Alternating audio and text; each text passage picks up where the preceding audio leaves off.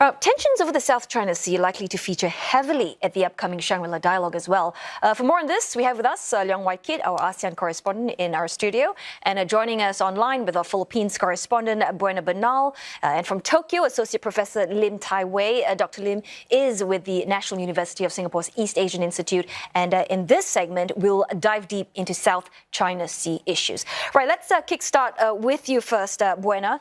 How do you think your president will make full use of the Shangri-La Dialogue platform to put forward some of his foreign policies? And I guess in a nutshell, what can we expect from him? So this speech will not just be rhetoric heavy, it will be concept heavy, because this is the first time that we will hear from the president an enumeration of the set of principles and beliefs that he believes the Philippines stands for, and this is rooted in history.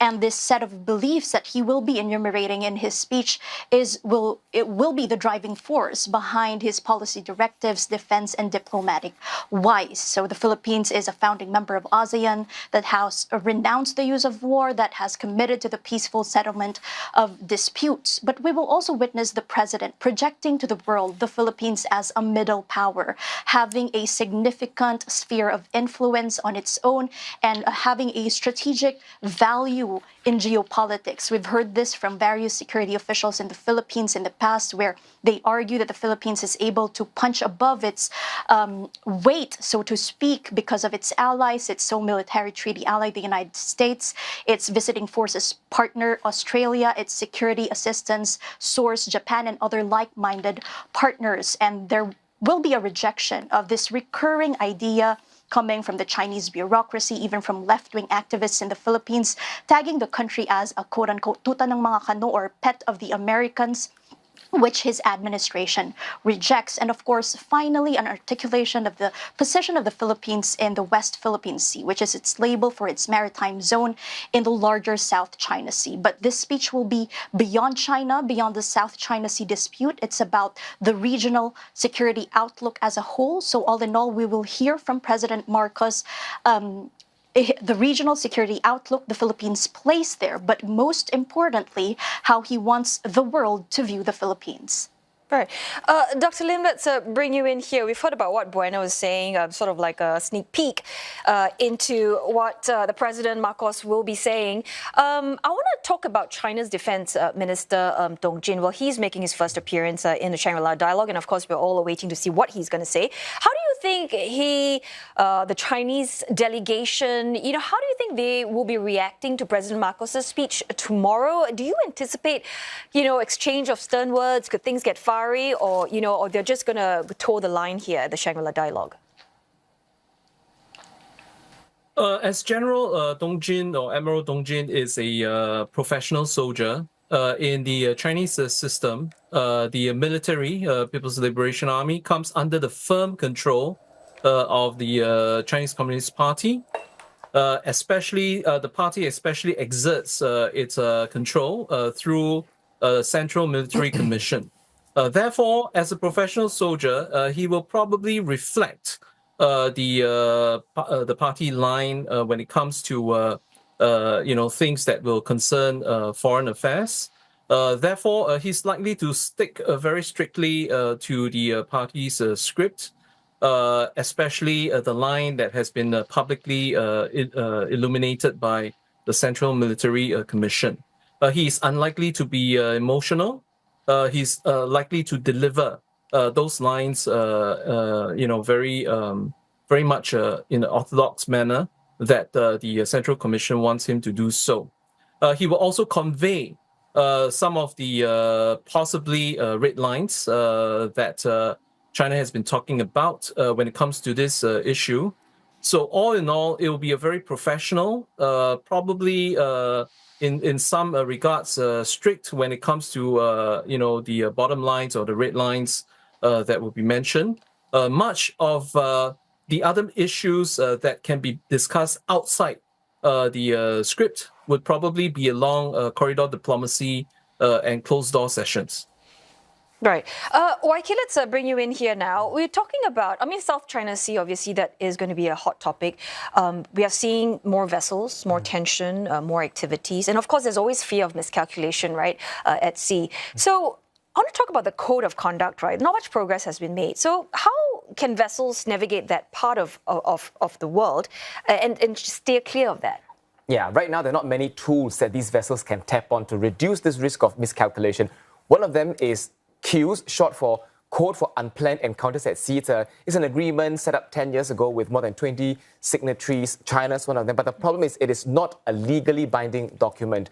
The ideal situation, of course, is to have an overarching set of rules to take care of this vast body of water, the code of conduct here. But one expert says that this negotiation is so slow because there are two parties to be blamed. China, for example, for moving the goalposts every time they sit down to discuss the code of conduct, as well as ASEAN. Not all ASEAN member states appear to be keen or interested in discussing this code of conduct.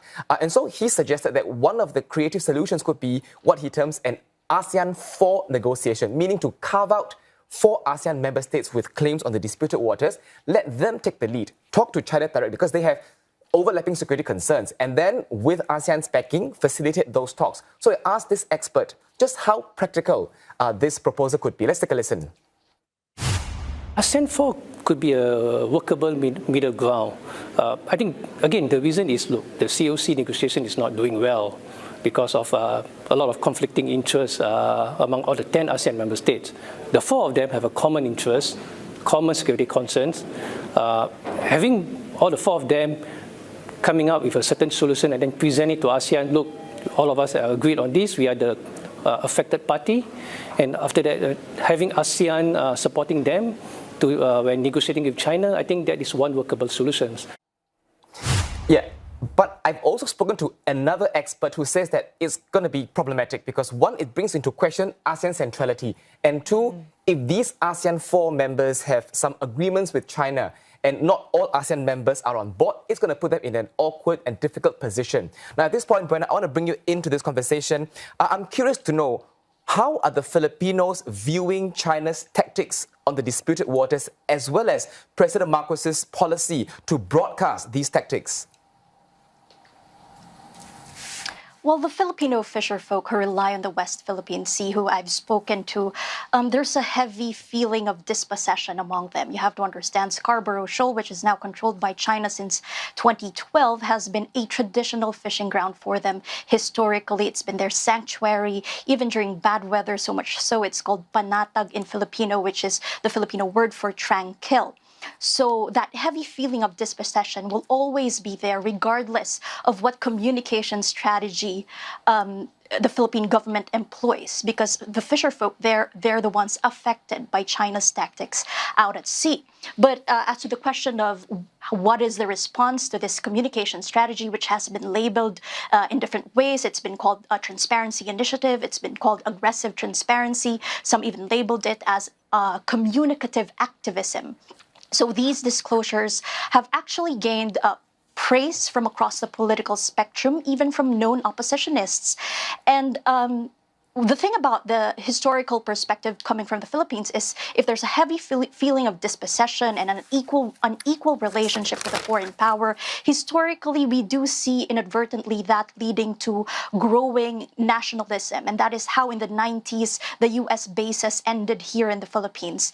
And when there is that growing sense of nationalism, you also see a social response there, kind of a collective effort from across the political spectrum that seeks to civilianize what they say is being militarized out at sea. So I joined a civilian mission over a week ago, and that mission intended to supply food and fuel to fisherfolk in Scarborough Shoal. And let's hear what the participants have had to say about that mission.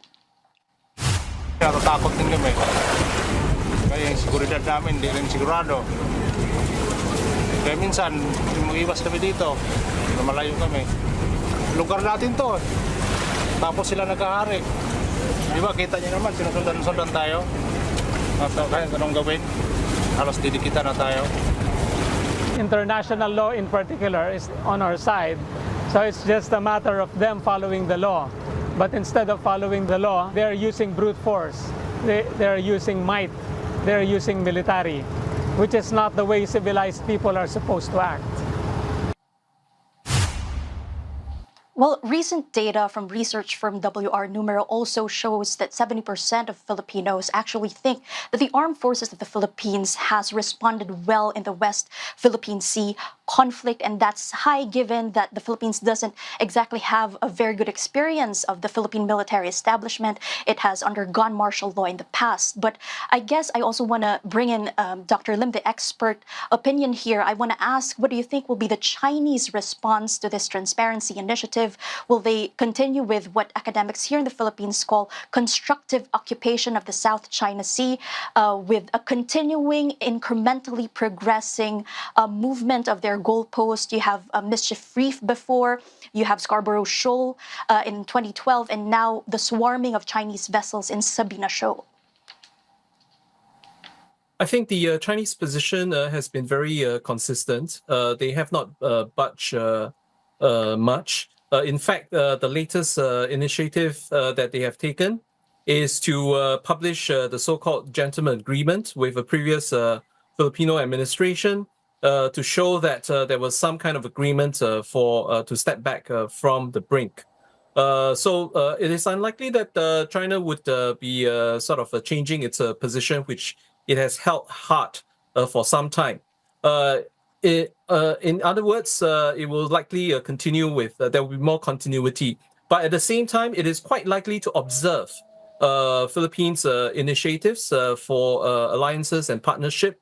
On its part, it has sort of articulated its concerns about blocs and alliances, and of course, the newest one of which is the Squad. Between the Philippines, US, Australia, and Japan. It is also looking at the Quad. The Quad has members, for example, like India, that has provided the Philippines with the world's fastest supersonic cruise missiles. And there are other regional powers like Korea, Republic of Korea, which has sent or sold the KF-50 Golden Eagle jets, fighter jets, to the Philippines. So it's quite likely that the Chinese would be looking very much at the strategic angle, particularly the security angle of the issue. But at the same time, it hopes that it can resolve the issue with the Philippines. If not to resolve it, to try to mitigate the temperatures. As you can see that it has recently, very recently, in the past few days even, have some outreach with regional powers, like the trilateral with Korea and Japan.